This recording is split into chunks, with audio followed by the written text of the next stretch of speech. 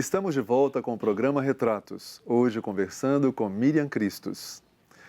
Miriam, nesse último bloco eu gostaria de abordar questões assim, mais ligadas à sua intimidade como pessoa, não é? E eu queria começar falando sobre a sua infância. Você nasceu no Paraná, né, em Curitiba, e ainda jovem veio para Belo Horizonte. Eu queria saber qual foi o motivo dessa sua mudança para cá e se você teve dificuldade de assimilar essa cultura mineira, esse ritmo de Belo Horizonte, essa forma nossa de viver. Olha, eu tive uma infância difícil e maravilhosa, ao mesmo tempo, num Ah, bairro de periferia de Curitiba, que era um bairro de classe média baixa e de operários. A minha sim. melhor amiga, quando eu tinha meus 10, 12 anos, era um pouquinho mais velha que eu, e aos 14 ela foi trabalhar numa fábrica de tecidos. Nunca Uhum. mais tive notícia dela, da Hildegard Krieger. Então, era uma infância, eu jogava bem altas, eu lia muito, tinha uma biblioteca ali da minha escola era uma biblioteca boa, eu lia 2 livros por dia, eu era praticamente filha única nessa época e tinha muitos amigos e era tudo muito bom. Mas ao mesmo tempo eu tive uma coisa difícil porque a minha mãe, que era uma pessoa maravilhosa, íntegra, correta, honesta, mas a minha mãe tinha um problema de saúde mental. Sim. Então, quando eu tive 12 anos e meio, eu vim morar com a minha irmã em Belo Horizonte e a minha mãe foi internada num sanatório. Foi uma coisa muito difícil para mim, uma coisa que eu lido até hoje com isso. É uma Sim. coisa, um pouco de culpa, é uma coisa difícil. Mas, ao mesmo tempo, eu tive a sorte de ser acolhida por pessoas também maravilhosas, também por sua vez. A minha irmã, meu cunhado, que me aceitou na casa dele, abriu as portas da casa dele para mim, e os amigos, né, da minha família, que eu cresci ali, daí dos 13 aos 19, hora dançante, Uhum. ali naquele bairro chamado Barroca, perto do Sim, Prado, sim. um, tudo, tudo muito bom, tudo muito dinâmico, alegre, né? Uma juventude como a de todas as minhas amigas, né? Agora, quando você fala do ritmo mineiro, eu até hoje, para ser franca, eu já estudei, já li, eu ia fazer uma matéria uma vez sobre jornalismo, quando o Tancredo ganhou quando ele ganhou a eleição, né? Para a Eleição não, que o presidência? Ele Tancredo foi indicado, foi né? indicado, eu até É, confundo. Quando o Tancredo ia assumir a presidência, eu fui incumbida de fazer uma matéria sobre mineridade. sim. Mas daí eu, para ser franco, por mais que eu tenha me detido sobre isso, entrevistei o Otávio Dulce e tantos outros, eu até hoje não entendi muito bem o que é essa tal de mineridade. Há pessoas que até para ser agradáveis comigo, me falam assim, ah, você já é mineira. Eu não sei se eu sou mineira, porque eu não sei exatamente o que é isso. Sim. Porque quando descrevem que o mineiro é desconfiado, é isso, aquilo, não é isso que eu vejo também no meu círculo de relações. Uhum. Então, não sei se eu me sinto mineira, sinceramente eu não consegui entender até hoje o que é essa mineiridade de vocês, não, sabe assim? Ou minha também, né? Sim. Talvez você tenha que ficar aqui mais algum tempo para poder entender isso. Talvez. Hum. Querido, evoluindo um pouco então mais na sua trajetória pessoal, quando você estava já no segundo grau, no terceiro ano do segundo grau, você começou a estudar no colégio universitário, Isso. não é? Para se preparar para o vestibular. E você começou a estudar na Faculdade de Letras, depois abandonou esse curso e foi fazer jornalismo. Queria que você lembrasse um pouco dessa época, né? Como era esse movimento estudantil, como era essa vida estudantil, especialmente tendo como pano de fundo a ditadura O militar. colégio universitário foi uma experiência fantástica que todos que tiveram o privilégio de passar por ele nunca mais vão esquecer, porque foi um grupo de professores da UFMG que, baseado nas ideias de Gramsci, então havia uma conotação política libertária ali. Uhum. Para você ter uma ideia, era tão libertário o colégio universitário que quando eu passei no vestibular e fui estudar na Fafiche, que era considerada a unidade mais libertária da universidade, eu achei a Fafiche caretíssima, sabe assim? Achei aquilo tudo porque no colégio universitário, por exemplo, tinha uma grande aula sexta ou sábado, que era biologia ou química. Quem quisesse assistir a aula deitado podia assistir, que se quisesse dormir, se quisesse frequentar a aula, frequentava, se quiser. Era uma liberdade imensa, mas também com muita responsabilidade e um ensino de primeiríssima qualidade. Então, assim, Uhum. uma experiência fantástica que durou 5 anos apenas. Está completando agora 50 anos dessa experiência. Depois, a Faculdade de Letras, eu gostava muito de ler, mas eu pensei que, eu achava, talvez equivocadamente, que aquele ritmo de aula era uma coisa repetitiva. Então, eu pensei que o jornalismo me daria, digamos, mais emoções, e de fato me deu.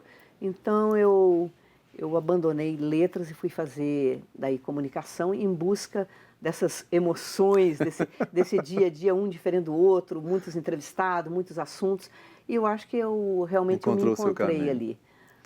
Mas além disso, A além do jornalismo... ditadura, né? Havia a Ah, ditadura como pois pano é. de fundo, né? Assim Isso. como você disse. Eu nunca participei de movimento estudantil, até porque a minha questão era o feminismo. E Ah, nós, sim. feministas, nós tínhamos uma cobrança em relação ao movimento estudantil que não discutia esse tipo de tema. Sim. Nós é que trouxemos para o movimento estudantil em 75 essa discussão. Nós realizamos um ciclo de conferências no DCE, no Diretório Central dos Estudantes, e ali a gente colocou essa temática, porque a grande luta era apenas contra a ditadura. Eles achavam que O discutir a foco questão era da aquele, né? mulher era desvio de forças, essa era a Sim, expressão. Então isso nos afastava do movimento. Nós éramos muito críticas em relação ao sim. movimento estudantil. E, e continuamos durante um bom tempo. Eu acho que eu até hoje continuo em relação à esquerda. Eu ainda tenho um certo pé atrás, porque às vezes eu acho que a ênfase na questão da mulher ainda não é a desejável. Mas as Sim. coisas mudaram muito, É evidentemente, verdade, é evoluíram verdade, muito. é verdade.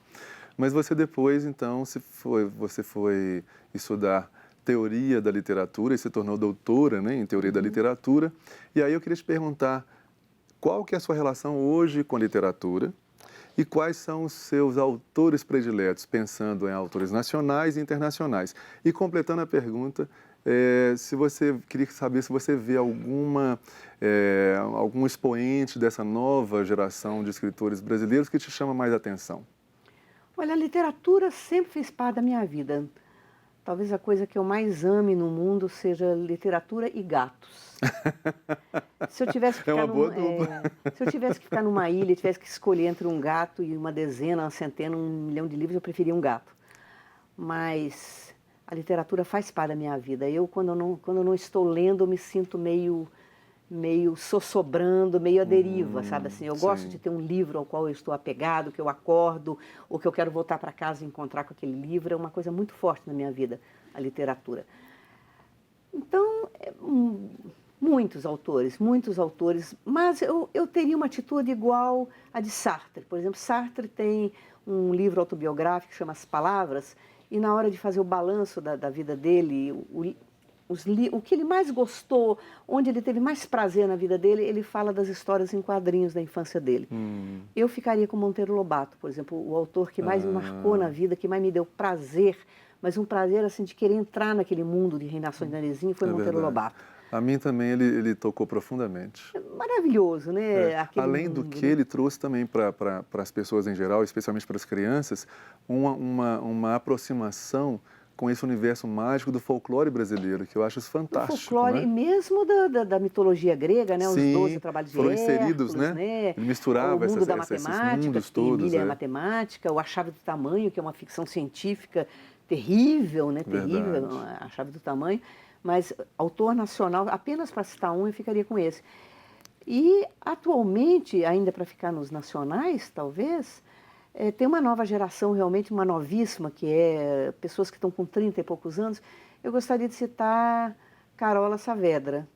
Carola Saavedra, ela fala com uma dicção muito diferente, porque ela fala do lugar da mulher, com uma sensibilidade muito grande, com uma expressão da sexualidade feminina muito forte. Aí ela toca num tema que é muito caro a É você, né? isso. Especialmente, E né? poeta Ana Martins Marques, né, que é daqui também, eu também acho essa poeta muito interessante, a forma dela tocar a questão do amor, da solidão, da Sim. incompreensão, da falta de diálogo entre as pessoas, o término das relações amorosas, assim.